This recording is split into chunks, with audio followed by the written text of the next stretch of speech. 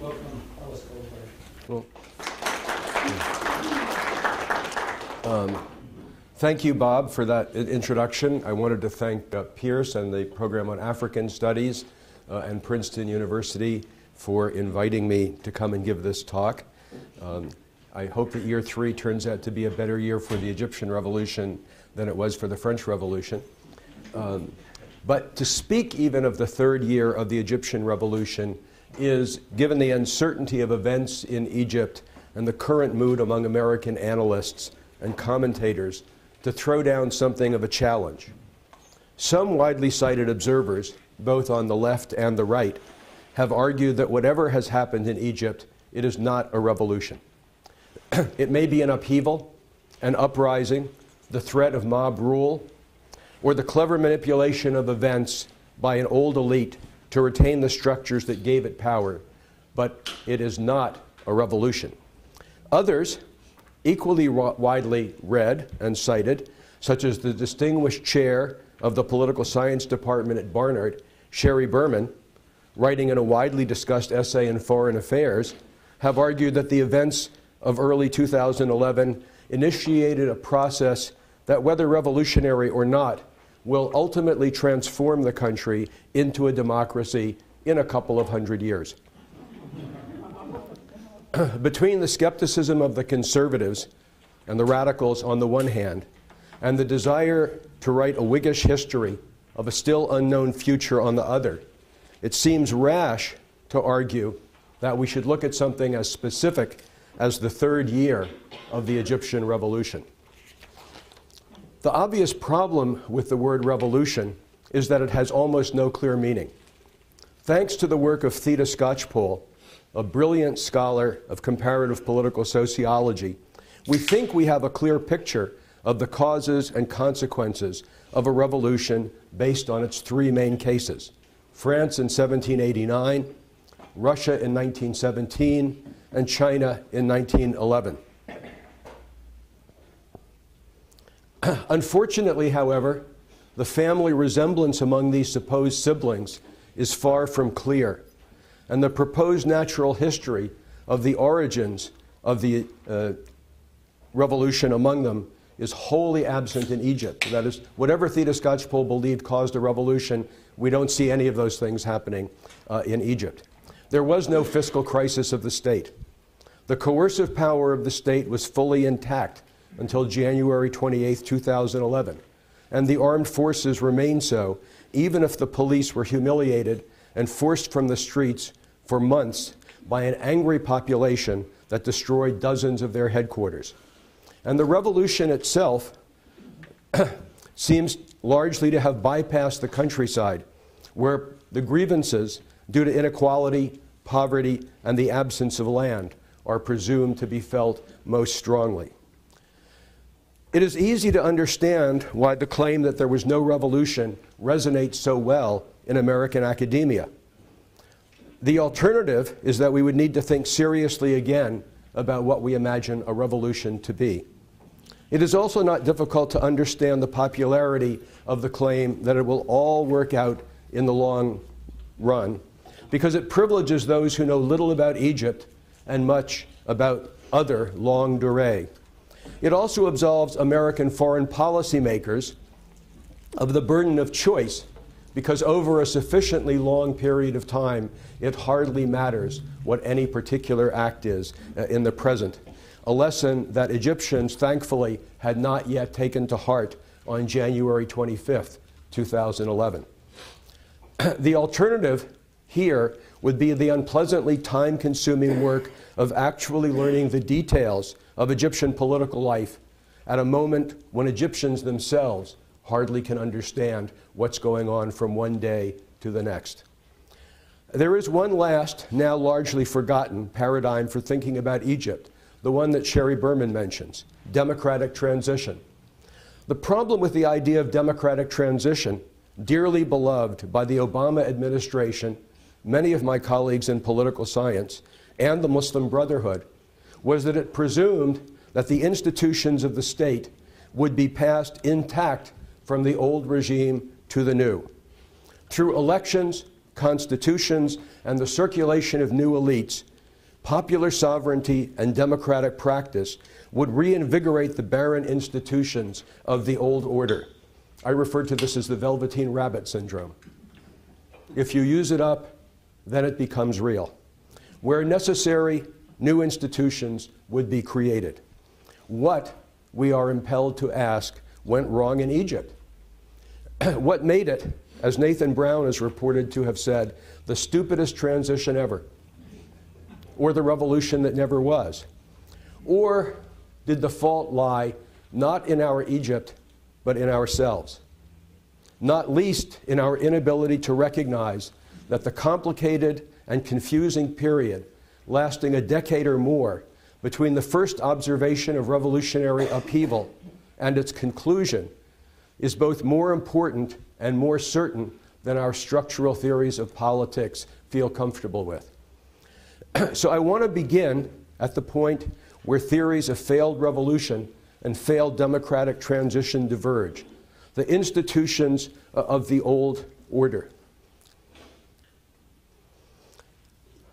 What was happening this day, January 28th, in Mohandasin, moving in the direction of Midana Tahrir?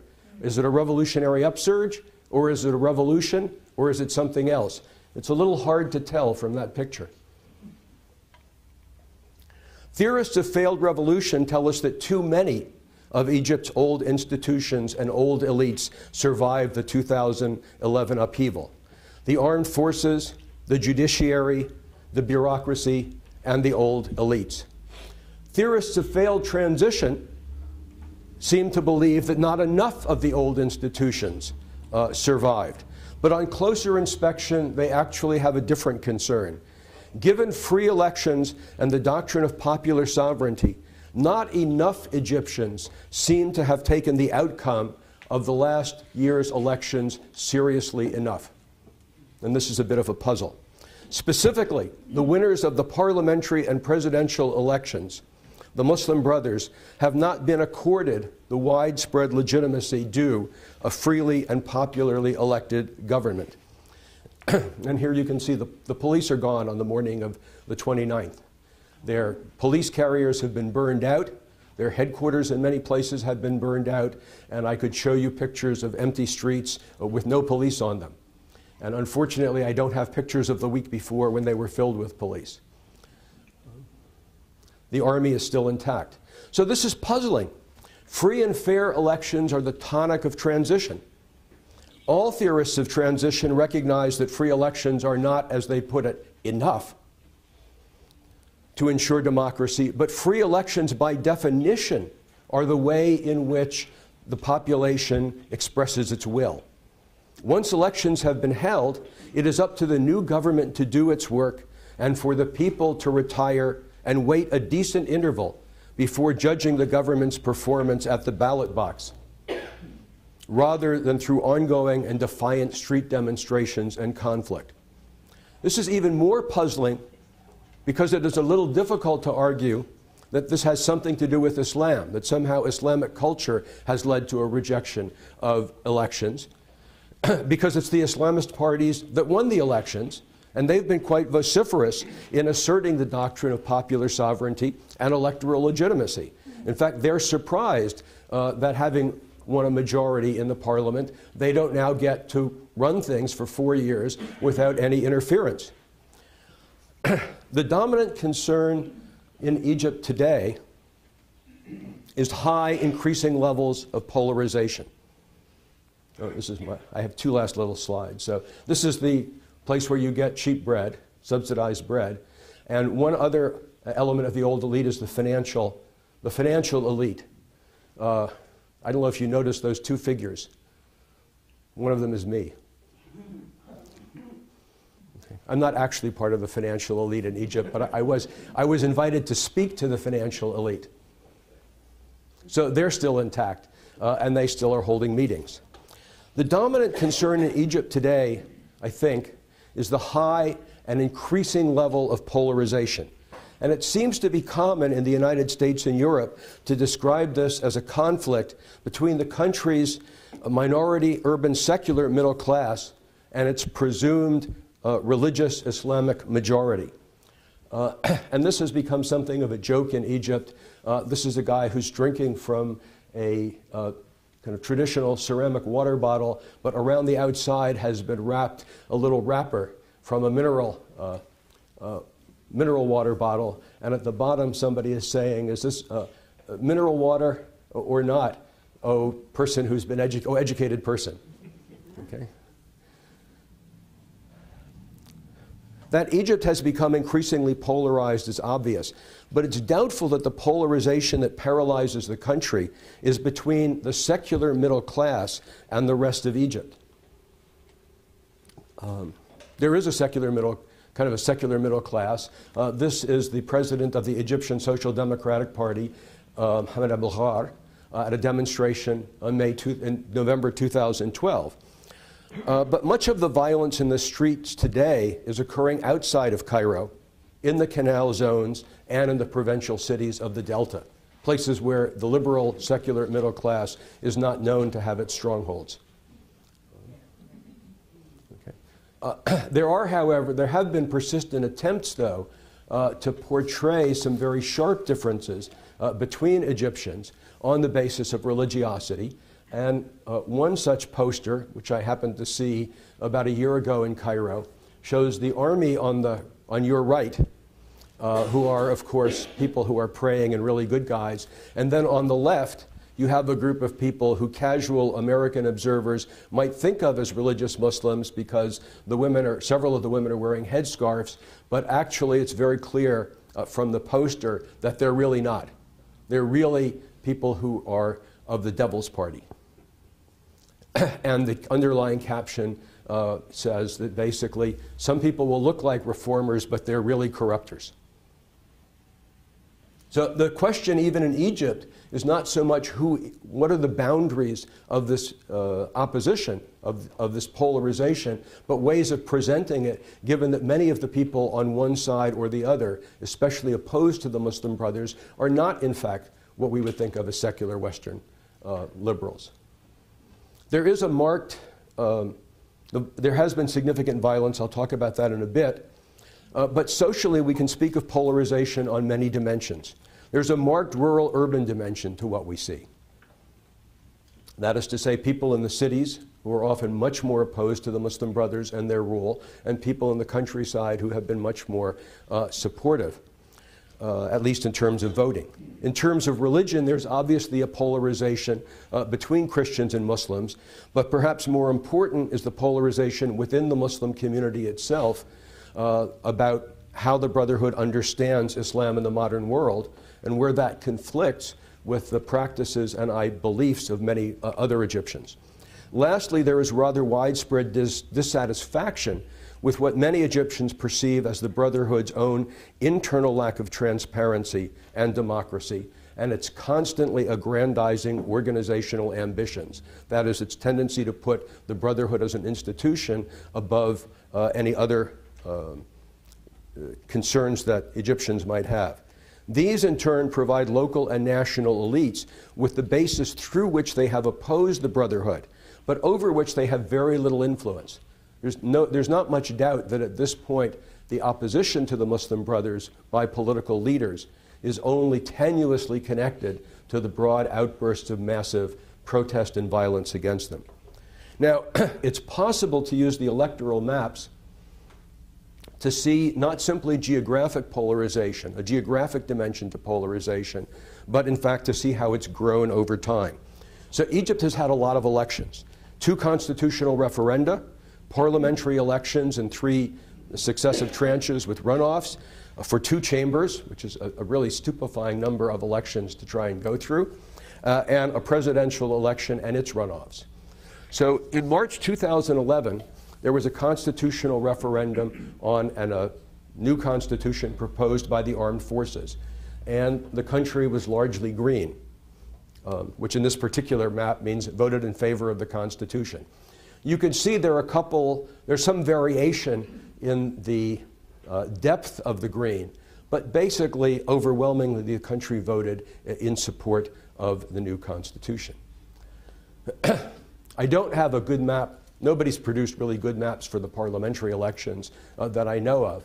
But in the first round of the presidential elections in 2012, we see a very, very different picture.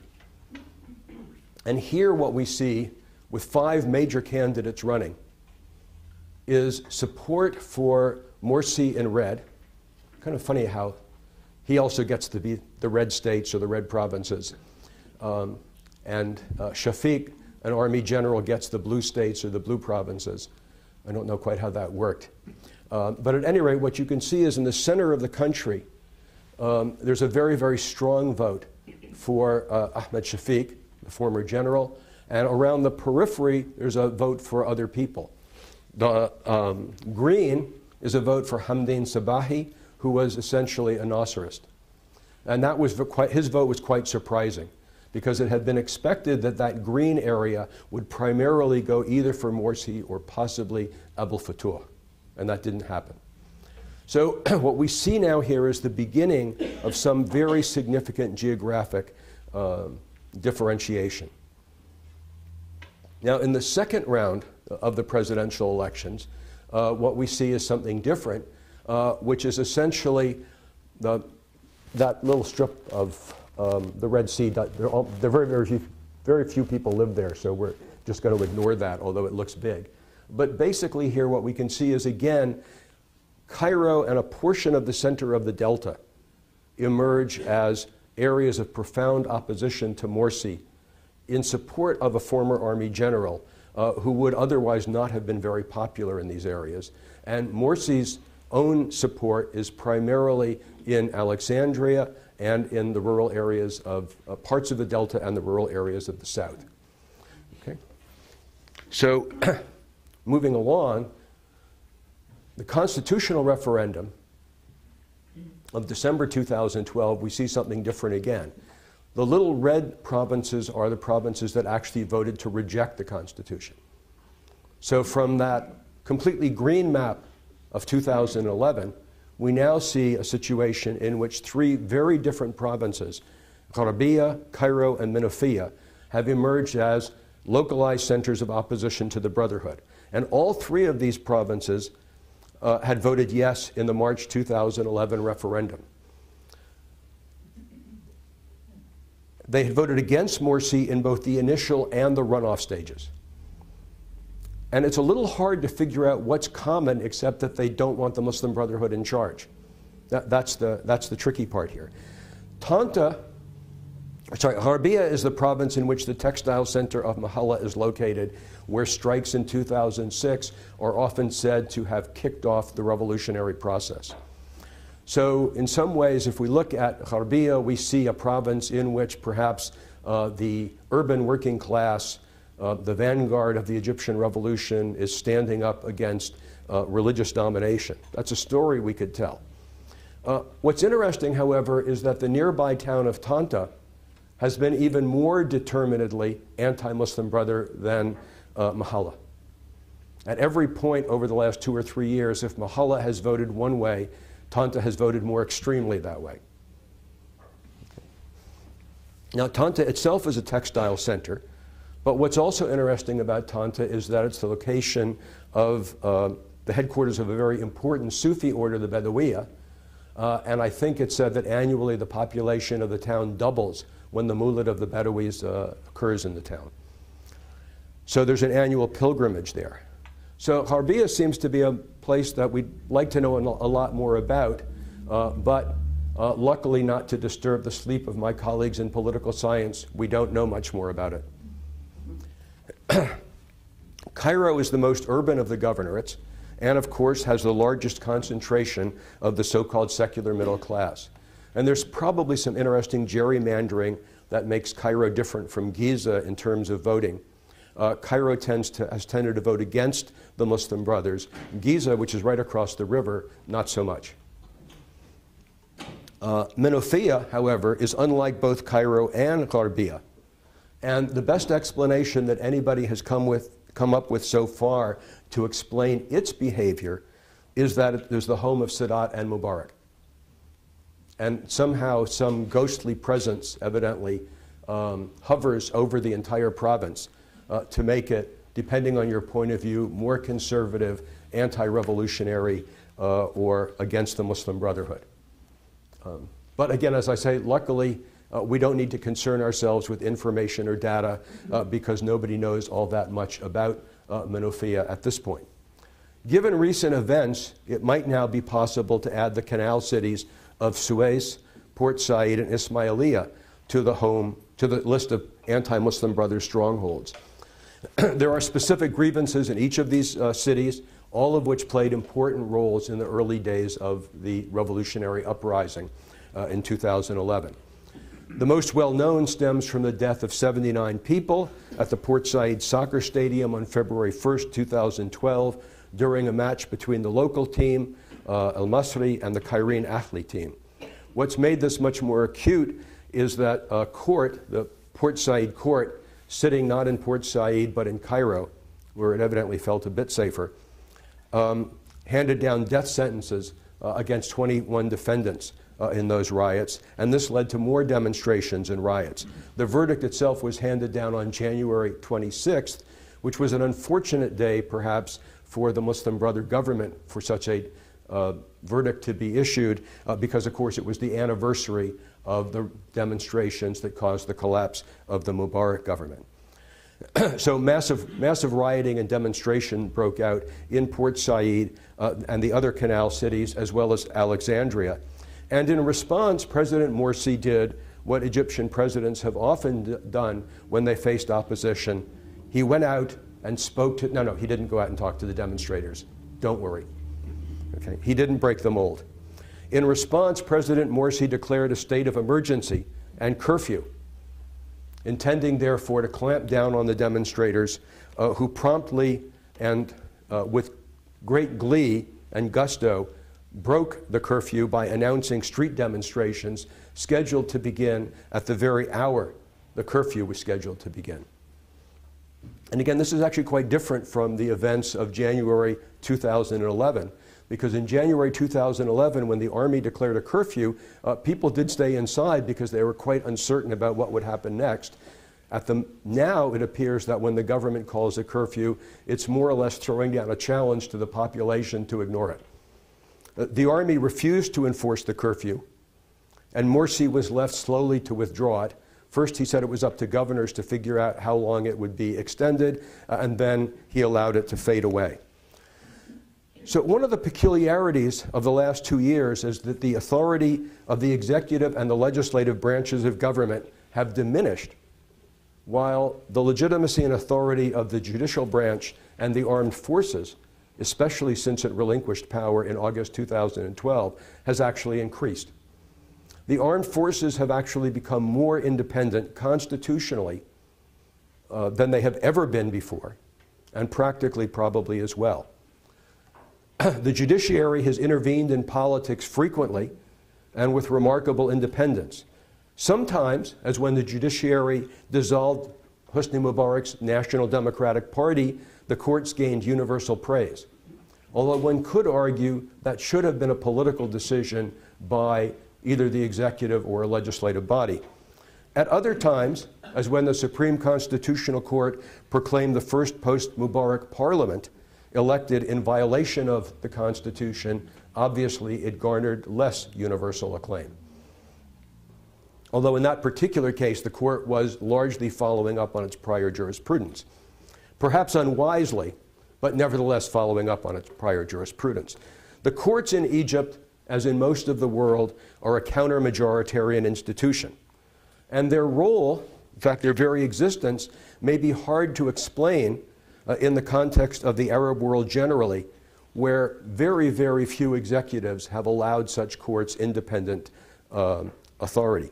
And in fact, it's even more anomalous within the framework of French jurisprudence from which the courts draw their underlying notion of how to exist. That is to say, the French jurisprudential system, the Egyptian jurisprudential system springs from France.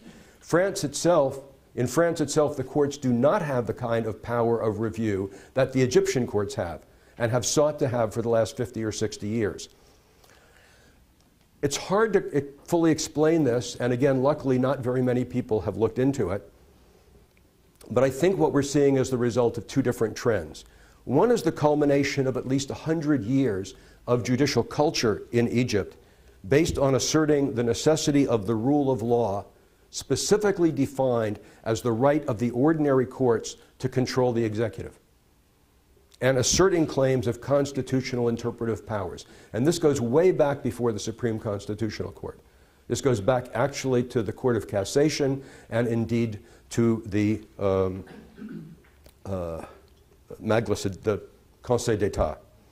The other reality is that of the three branches of government, the courts have been the one to which Egyptians have resorted most frequently and with most success over the last 100 years.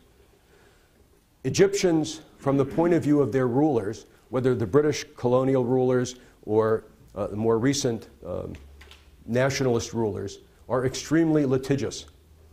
And Egyptian executives have always found this very troubling because Egyptians seem to resort to the courts not simply to resolve conflicts with each other, but to resolve conflicts with the state.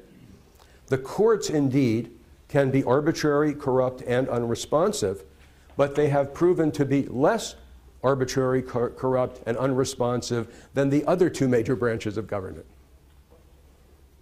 So I think it's for this reason that there has been, in the years since 2011, so little popular response in Egypt for occasional calls to create exceptional tribunals. And this began shortly after the revolution, and it's continued down to the present. Let's create revolutionary tribunals to resolve a bunch of issues. Let's create revolutionary tribunals to cut through the delay and the procedural issues of the ordinary courts. And Egyptian experience with exceptional tribunals, whether revolutionary or military, has not been very positive over the last 60 years. So both at the elite level and the popular level, there has not been great support for the idea of creating these kinds of institutions, which indeed, going back to my first, the entry point of this talk, is indeed that this is not an unrestricted revolution. But it's not exactly a democratic transition either. Looking forward, we can see two institutional forces with legitimacy. As I've said, the armed forces and the courts, and we see two institutions paradoxically based on liberal notions of legitimacy, an elected president and a legislature that are having trouble establishing broad acceptance. And one problem for the president is that as he tries to wield power, he does so in ways that are consonant with one regime that's dead and with another regime that has not yet been born. So let me briefly recall some of these. During the interregnum between the old constitution and the new one, the Supreme Council of the Armed Forces had indeed dissolved the parliament because the Supreme Court ruled that it had been elected unconstitutionally.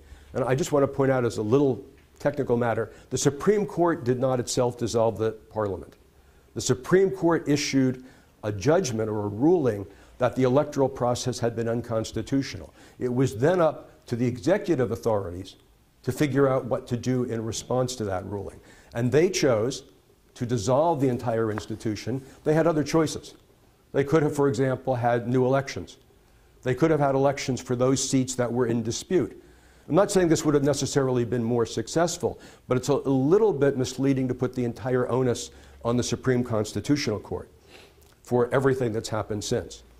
On assuming the presidency, Morsi actually tried to issue his own constitutional declaration, ordering the lower house back into session. And the courts, the Supreme Council of the Armed Forces, and a significant portion of public opinion rebuffed his attempt. And he's been told several times, by the way, including in public demonstrations, that he doesn't have the full support of all of the people and that he may have to take something to help him swallow things that he doesn't want to. Recently, his attempt to create a state of emergency in the Canal provinces failed. In November, he issued a constitutional declaration that he hoped would work. And the idea was that he would replace the public prosecutor who had failed to achieve convictions in certain cases, that he would argue for the retrial of defendants who had been acquitted, and he hoped that this would be the beginning, I think, of creating exceptional courts. And in addition, he also, in the same declaration, shielded the work of the committee writing the new Constitution from any judicial oversight. And a funny thing happened on the way to the implementation of this constitutional declaration, which is it was broadly rejected. Despite the fact that the old public prosecutor was unpopular, despite the fact that there was a desire for the retrial, and there is a very deep desire, I think, among many Egyptians to try the bad guys, convict them, and execute them, regardless of what the evidence shows. But surprisingly enough, there was also quite a bit of concern to maintain the integrity of the judicial system. So Morsi there were massive demonstrations, including in Tahrir and in front of the presidential palace, and Morsi was forced to rescind the declaration, which he did, although in rescinding it, he said any actual effects of the declaration remained in force. So the declaration was no longer in force, but anything that had happened as a result of the declaration was still valid. Okay. And indeed, the Constitutional Convention wrapped up its work in record time in order to have a referendum on the Constitution to put behind it the issue of judicial review. And this is just, it's not really big enough, I don't think, for you to get a sense. This was a poster in Tahrir about a month and a half ago, and it's the bill that's come due for the Morsi administration. And it lists various both human and financial costs for this. And part of it is very, very clever things that people have done in the last 2 or 3 years. This is presented in the form of it looks like an actual bill.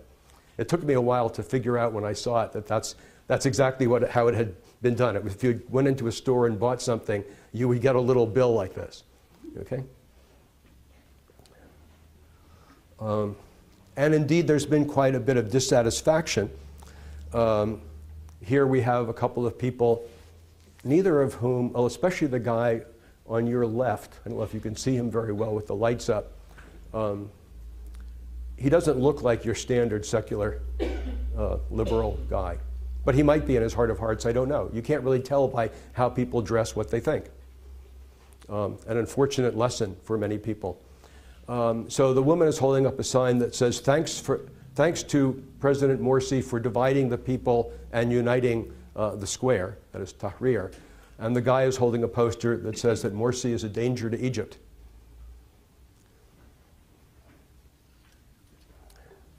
Going forward then, politics in Egypt today appears to be bounded by 4 forces: the judiciary, the army, the elected legislature and presidency, probably controlled by the Muslim Brothers, and mass public protest. And this is what I think gives it not only its unsettled characteristic, but its truly revolutionary aspect.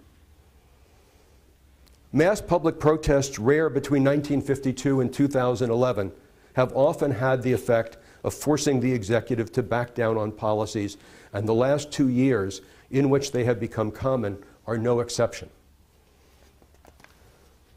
Unfortunately, protests have increasingly turned into street battles between the Muslim Brothers and their opponents, especially in provincial towns.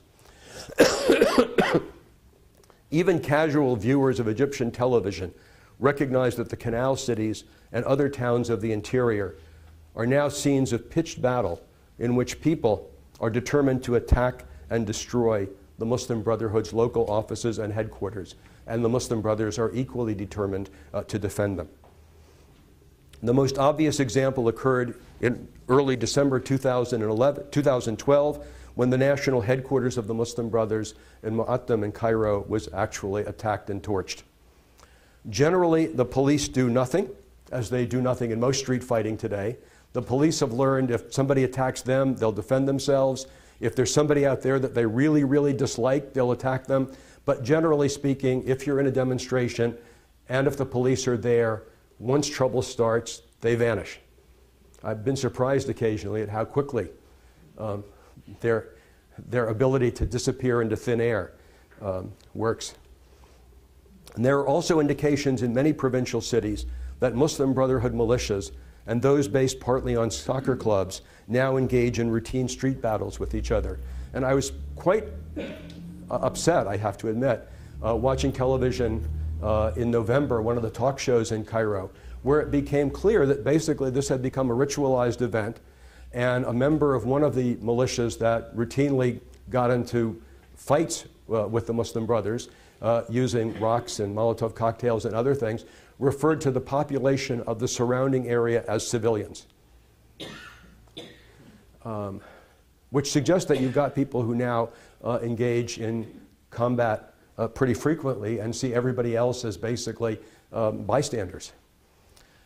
So it also may come as a surprise, though, to realize that the Morsi government has actually been able to carry out many of its responsibilities, even if it has chosen to do so in ways that maximize the influence of the Muslim Brotherhood's political wing, the Freedom and Justice Party in politics. So, for example, after quite a bit of backing and forthing, the government has recently managed to pass a law allowing it to issue Islamic bonds over the determined opposition of several forces in Egyptian society, none of which were the secular, westernized elite. It turns out, because these people play no role in the Shura Council, which is the upper house, which now has legislative power. The determined opposition came from the Azhar, which initially said that although these bonds were called Islamic bonds, they weren't really. And besides that, even if they were, it would be dangerous to issue them because it would give foreigners the possibility of gaining ownership over Egyptian national property. And the Salafi parties, who seem to have decided, they seem to have split. Some of them thought issuing the bonds was okay, and in general interest is okay because it's not really interest, it's administrative costs. And others who've decided that it really isn't good because it really is interest. But what seems to be the most important problem here for them is that they're afraid of the dominance of the Muslim Brotherhood. So what they want to do is to prevent the Muslim Brotherhood from cementing its control over the state, and more or less anything will serve. The government actually has been able to negotiate an agreement with the International Monetary Fund. And the absence of a signed agreement has more to do with the IMF's concern about Egypt's unstable politics than with the incapacity of the government to reach a formal agreement. The government, it is clear, doesn't have much control over the police, but then frankly, the opposition political leadership doesn't have much control over the demonstrators. If the opposition leadership often appears weak and divided, it's equally clear, by the way, and they've come in for a lot of criticism. A close friend of mine says they stamp their feet instead of actually building an opposition. But the simple reality is not only has the opposition had tremendous problems reaching out to a public base, the public base has been very, very unwilling to have much to do with the formal politicians who make up the opposition leadership. And just recently there was another round of discussions in Mahalla where it was increasingly clear that the trade union leadership is not very interested to tie their fate to an opposition political party. That is, regardless of what the opposition leaders are doing, the trade union leaders and the trade union members are simply not willing to tie their fate to any particular political group, including the National Salvation Front. So what that suggests to me is that the broad outlines of power in the country are far from settled. There is, in fact, no widespread agreement on what constitutes either stable institutions or the stable division of power. And that, I would suggest, is what's the hallmark of a revolutionary situation. What one analyst, I think a guy named Lenin, spoke of as the dual power. And in Egypt, what we've seen is this situation of dual power persisting now for a couple of years.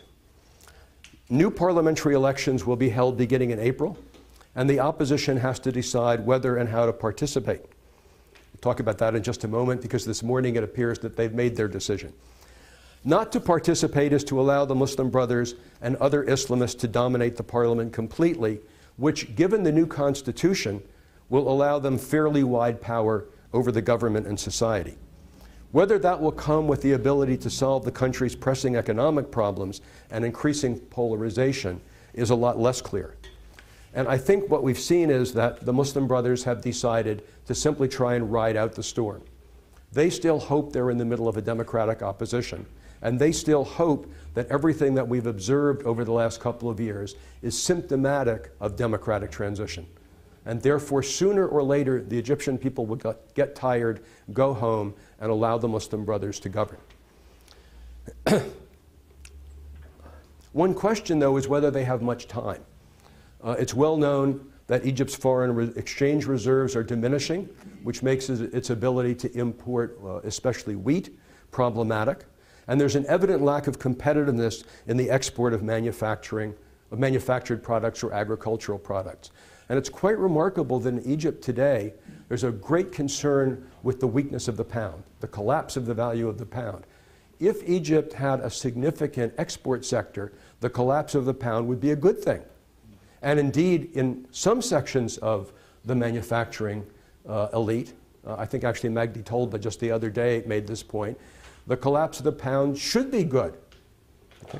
But the problem for Egyptians is that their industrial production is extremely unprofitable. So when we look at the price of, let's take one example that I'll draw out of the air, the price of steel billet. It turns out that steel produced in Egypt today costs between 2 and 3 times the price of steel for sale in the international market. And that's a little surprising because Egyptian steel workers are certainly not overpaid by international standards, and energy is subsidized in Egypt. Presumably what we're looking at are monopoly profits, corruption, and other things which drive the cost way up. Agricultural exports are more problematic simply because lots of Egyptians don't seem very interested in doing the Brazilian thing of increasing agricultural exports. And tourism is, I don't know if I should say declining given the tragedy of the other day, but tourism is certainly problematic. And Egyptians seem to believe that tourism in their country plays a special role. That everyone wants to come to their country, perhaps to see the pyramids or the Egyptian National Museum or perhaps downtown Islamic Cairo. But in fact, Egypt is primarily a tourist country of beaches. And there are lots of beaches that people can go to. There are even beaches where they are more assured than they might seem to be in Egypt that they can drink beer and wear skimpy bathing suits. Although I have to admit that one of those countries, Brazil, is actually even today a lot less safe than Egypt. Even today, I'd rather be wandering around Cairo than Rio, in terms of safety. For many, many other purposes, I'd prefer to be wandering around Rio. So Egypt is by no means a country engaged in democratic transition. I tend to think of it, as I say, as a country engaged in a revolutionary situation, but with some peculiarities. And among those peculiarities are that it still has a functioning and respected court system.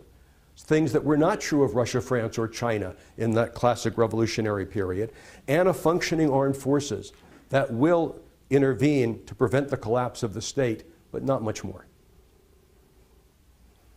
It is also a country whose urban population has been mobilized as never before.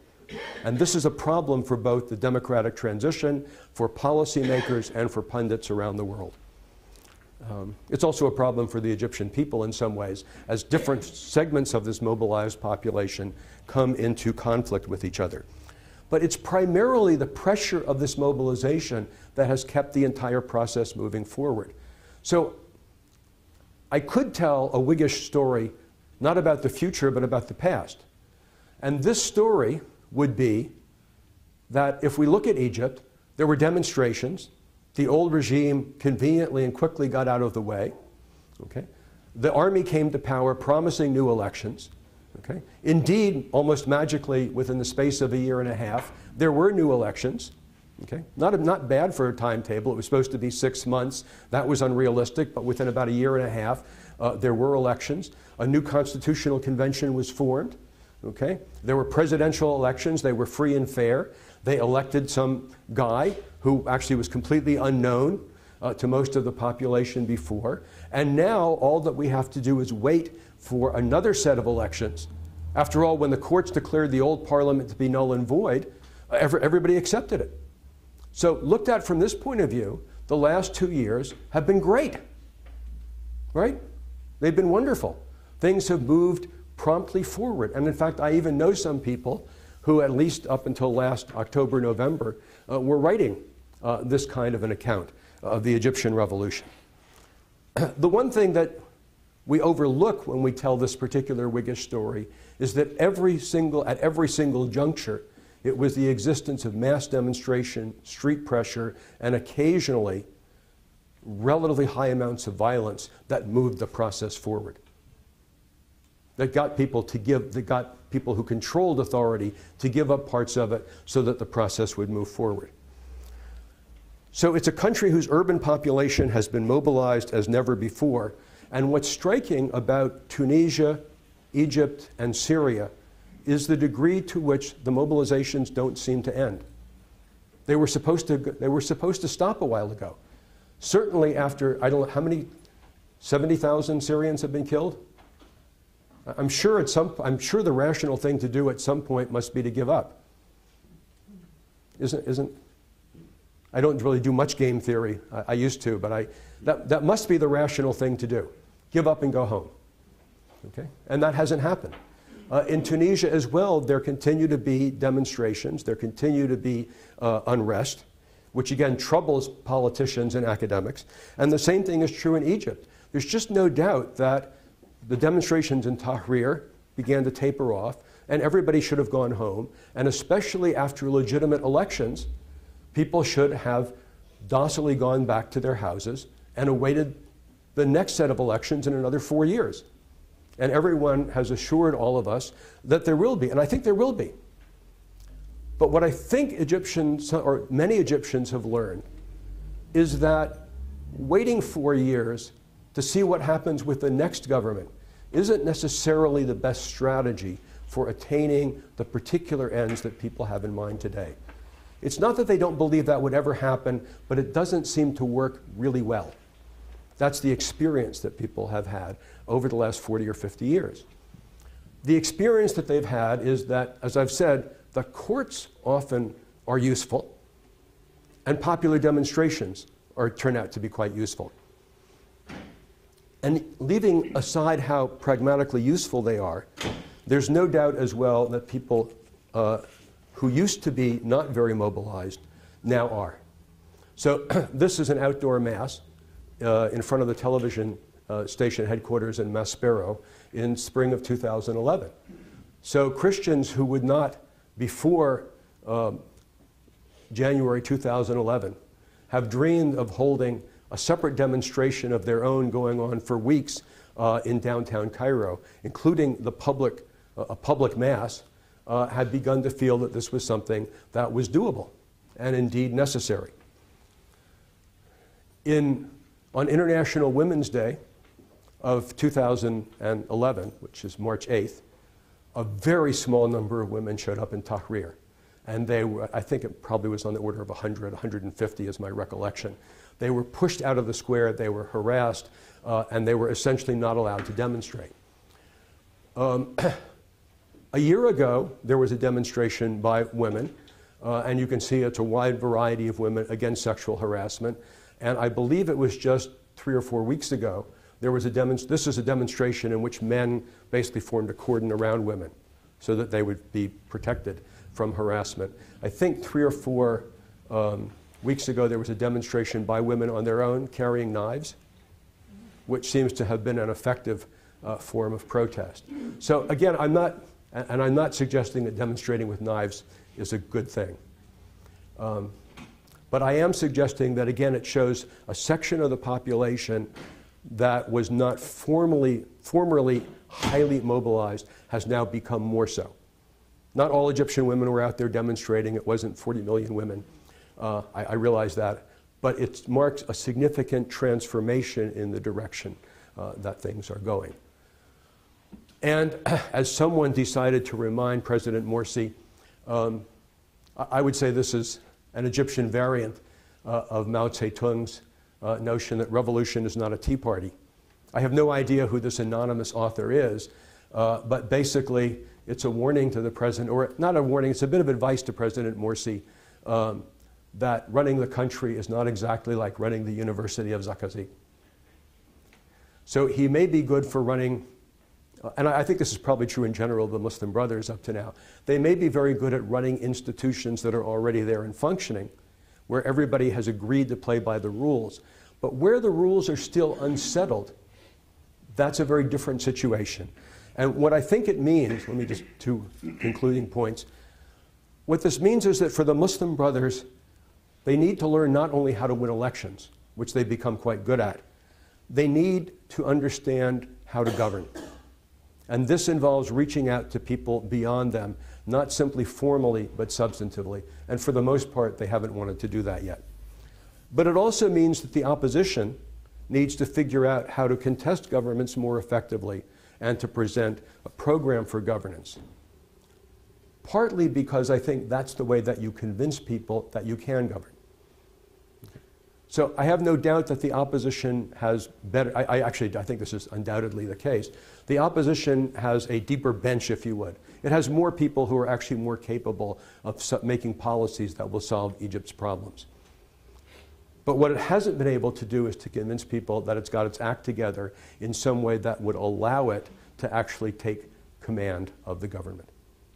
And until those conflicts are settled, and the deeper issues of polarization that I discussed have begun to be resolved, Egypt will remain in the midst of a revolutionary situation. Thank you.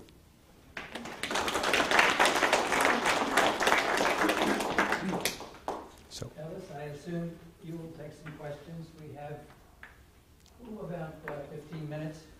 You need to clear out of here because there's another class coming in. Let Ellis decide. Sure. What is the relationship of the courts to Sharia law? Well, constitutionally, the courts would be concerned with whether or not laws comply with Sharia as the courts understand that to mean. And basically what the courts have said, the jurisprudence of the Supreme Constitutional Court is pretty clear, which is there's not much in Sharia that has much to do with Egyptian life as we know it. There's a small number of things which they consider to be very obvious, which would be applicable, and for the most part they consider most of the body of either substantive rulings of Sharia or its ways of resolving questions to be not terrifically relevant unless the legislature were to begin to decide to implement aspects of those rulings through legislation. And the legislature, like any legislature, can, subject to the overarching authority of the Constitution, make whatever legislation it wants.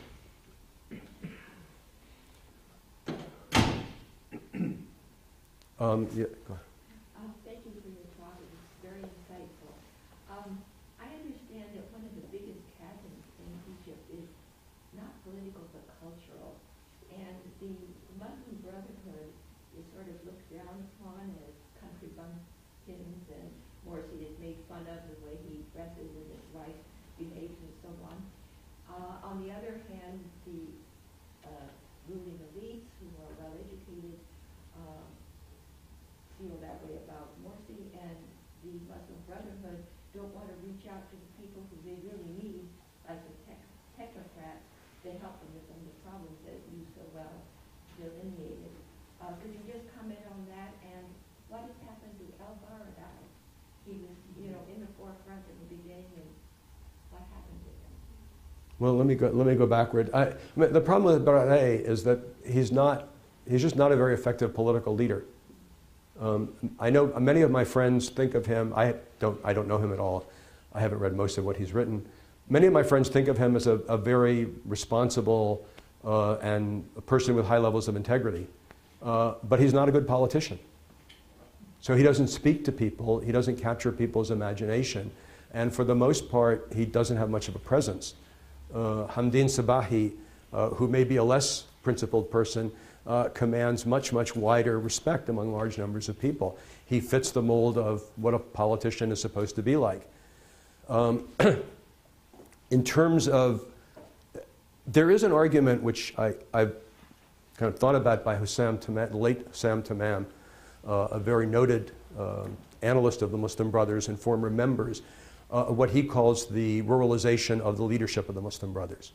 And his argument is that if you look at the Muslim Brothers today, as opposed to in the 30s and 40s, their leadership comes much more from rural society, whereas in the past it came from urban society. So, for example, Hassan al-Banna's daughters didn't wear hair coverings.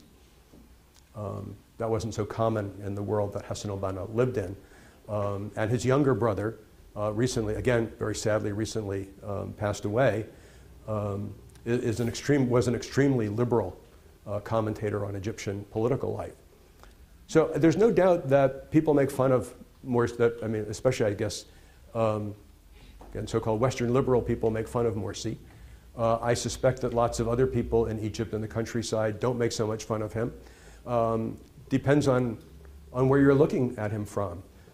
Perhaps from the point of view of Princeton, someone who came from a city in a rural area to become a professor at Cal State Northridge hasn't had much of a career because obviously Cal State Northridge is not Princeton. On the other hand, if you're somebody else from a small town in the Egyptian Delta, getting out of Egypt, hired by, in whatever form it was as a consultant at NASA, and becoming a professor in the United States and raising children who are well educated, can be quite successful.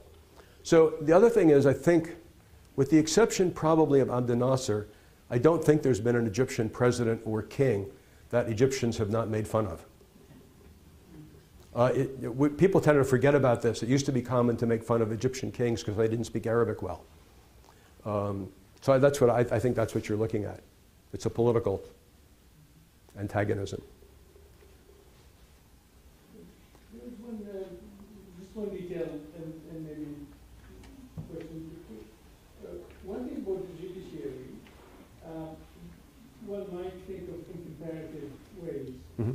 The two places that I know of that have a fairly independent judiciary that works in the middle of corruption, political pressure, and all that is India. Mm-hmm. And both of them have sort of re-adapted the British sort of system. Even though the French is a mixture of, right. the Egypt is a mixture of French and the British. So sometimes we tend to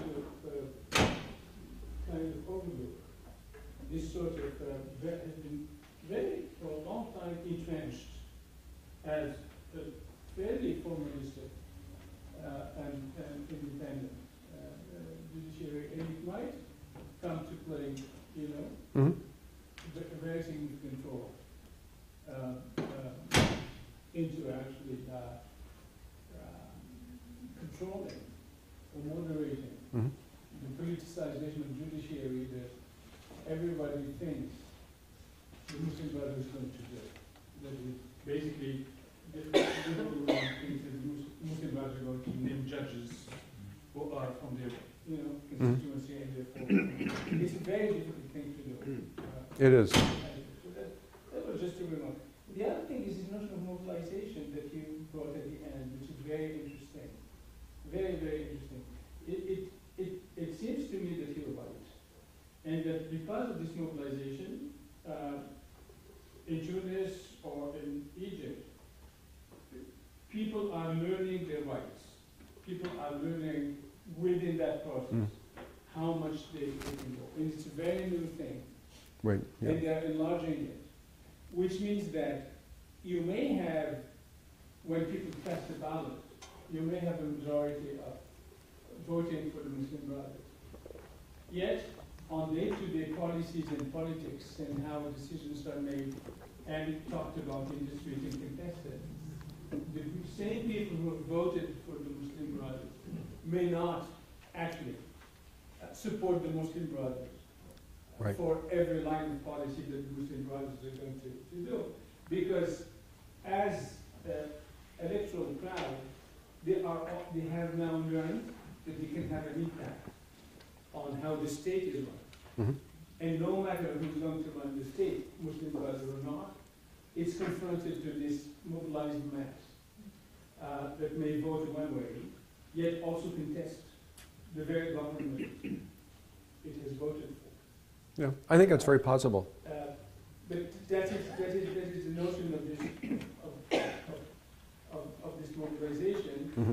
which for the first time, and that's where I think we might move from all political revolution, is then when the people think that there's an era that is gone, and there are things that they can do now that they couldn't have dreamt of doing before. That is the opening of the new space. So I don't know if you should not push this notion of mobilization and its consequences on how you theorize. Yeah, I am thinking of it. The problem is that it puts me, I got to think, I've actually the last couple of months I haven't written much for my blog, partly because I found things very upsetting, not just hard to figure out, but also upsetting. But the problem is that if you want to begin to argue for this kind of popular mobilization as a feature of democracy, which it certainly is, then you've also got to rethink the existing paradigms that we have about how democracy is supposed to work. I don't have any problem with that, but it's something that I want to spend a little bit of time on because you also don't, I mean, I'll just say one thing about this and then I'll take other questions. In the very early days of the revolution, there were a group of jurists who came into Tahrir and argued that the mobilization itself had destroyed the legitimacy of the old constitution. And in some ways that was very attractive and very important at the time. The downside of that is, if that's the case, how easy does it become to destroy constitutions? And how easy do you want it to be? What's the role of what do we want to think about the role of mass mobilization as being? And so I think I do want to push this idea, but I also want to think a little bit more about where I think it fits in to the notion of emerging democracies, because it has a downside. So I'm going to... Thank you very much for your talk. I'll keep it short. About social mobilization. At the start of your talk, you criticized Islam is secular divided. Often people describe when talking about social mobilization. Later on in your talk, you have the tendency to describe people supporting the Muslim Brotherhood, so like the Muslim Brotherhood people going to the streets in this sense. My question is, to what extent is social mobilization on the street actually reflected or a reflection of the political sphere? So is it Muslim Brotherhood supporters going to the street, or is it something else? And are there also people from Hezbollah or other type of Salafist or not? Or how do these cleavages, how are they reflected on the street? Before you answer that, this young woman has had her hand up for a long, long time. And no. could you ask your... No, go ahead. Oh, okay. And that would be the last question. Oh, I see. Okay. And Alice will sum things up. Oh, well, thank you for the opportunity. I wondered whether you could speak a little bit about Al-Azhar's status according to the new constitution, both in terms of how far its powers will be in advising parliamentary proceedings. I understand there's advisory power, but obviously not veto power. And also in terms of how independent Al-Azhar will be according to the new constitution, who will appoint the leadership, and how will the leadership be recruited within Al-Azhar? Okay, first, there are different kinds of mobilization. The Muslim Brothers are an organization, and they can mobilize people by calling up their networks literally and telling people to go out into the street. And generally, their supporters show up at 8 and leave at 5, because that's when the bus goes home, and that's how things largely work. Although they do have militias that play a less controlled role. And one of the differences is that what we think, I'm not quite sure what we want social mobilization to be, but the other people who I don't think are, I don't want to make the religious secular divide. Here I'm making it around the question of organization and what people think of it as its consequences. There you get much more spontaneous mobilization. And the thing that's peculiar, if you go back in time, is that at one point the claim of the Muslim Brothers was precisely that they represented the spontaneous reality of Egypt. And what's increasingly clear is that they represent one reality of Egypt, but not the spontaneous reality of Egypt. Okay? And that's, by the way, what I think has led Tariq al-Bishri astray in his practical politics, not necessarily in what I still think often are his insightful comments about the nature of politics in Egypt. So in terms of the Azhar, the new constitution basically says that actually it doesn't say the Sheikh al-Azhar, it says that the higher ulama council, acting in some unspecified way, probably it seems through Dar al-Iftah, can comment on legislation. Actually, so I think it says Parliament has to take the advice of the Azhar in legislation that regards Sharia. So the question is, who decides what that is? The Azhar has already begun to intervene in ways that the Muslim Brothers have found to be totally undesirable and unacceptable. And the real problem here is political. I think the real problem has nothing to do with Sharia as such. It has to do with politics. The question is how often, first off, legally, taking advice in Egyptian jurisprudence has a particular kind of meaning. So it actually means you've got to get something in writing, and then you've got to pay some attention to it, and then you may or may not have to respond formally. That's the first thing. Okay. It basically involves the Azhar in a range of political issues which its leaders had indicated they didn't want to be involved in, but now they're involved in. And secondly, I think it's going to create a certain tension for the Azhar, because no government can now let the Azhar be completely on. Despite the claims of the independence of the Azhar, it's very difficult to imagine letting it be simply running on its own if it's going to create, if nothing else, public relations nightmares for a government, where the government wants to pass some piece of Islamic legislation and the Azhar says that's not it. In terms of the choosing of the new sheikh, the constitution was designed to allow Tayyib to remain basically the Sheikh al-Azhar for life. The crucial compromise there was, although he had been a member of the higher committees of the National Democratic Party, he was allowed to basically, he's the only member of the high-level member of the former NDP who's actually allowed to remain in government. All the rest have been summarily gotten rid of. Basically, the Sheikh al-Azhar appoints many of the members of the Higher Ulama Council. The Higher Ulama Council then chooses the Sheikh al-Azhar. So it's going to be a process, I think as Professor Hamoudi pointed out, it's going to be the same kind of process with the judiciary. On the one hand, I think the Muslim Brotherhood would like to find ways to begin to use what powers they have to influence these institutions and circles. On the other hand, up until now, the internal legislation governing these groups makes them highly self-perpetuating. And therefore, it's very hard to break into them.